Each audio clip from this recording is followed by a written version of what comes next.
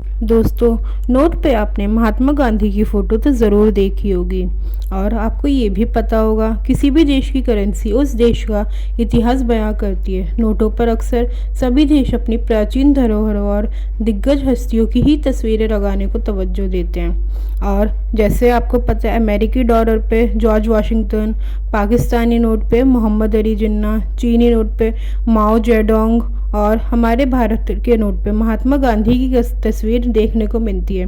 मगर क्या आप जानते हैं, हमारे भारतीय नोट के लिए महात्मा गांधी कई लोगों की पहली पसंद नहीं थे। आज़ाद भारत में जब पहली बार नोट पर महात्मा गांधी की तस्वीर लगाने का प्रस्ताव रखा गया तो यह विफल साबित हुआ। आज़ादी के लगभग 22 साल बाद महात्मा गांधी की तस्वीर भारतीय नोट पर छपी और 90 के दशक में जाकर महात्मा गांधी जी की तस्वीर भारतीय नोटों की पहचान बन गई।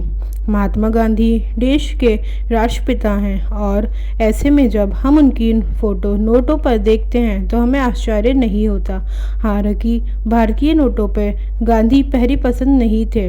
तो सवाल यह है कि अगर गांधी जी नहीं थे तो पहली पसंद कौन थे?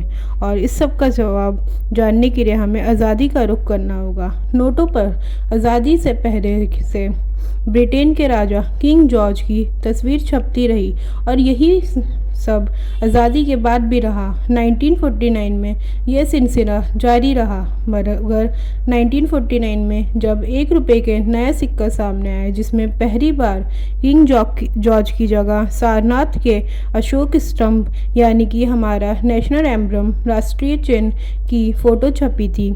इसी तरह 50 से 60 के दशक में ऐसे कई नोट आए जिसमें चीता यानी कि हमारा राष्ट्रीय जानवर, हिरन, इन सब की तस्वीरें देखने को मिली। इसके अलावा हीराकुंड बांध, आर्यभट्ट सैटेलाइट, ये सब भी भारतीय नोटों की शान बने रहे। और 2 अक्टूबर 1969 को गांधी जी का 100वां जन्मदिन मनाया गया और इस बीच पहली बार महात्मा गांधी की फ़ोटो का भारतीय नोट पर छपी।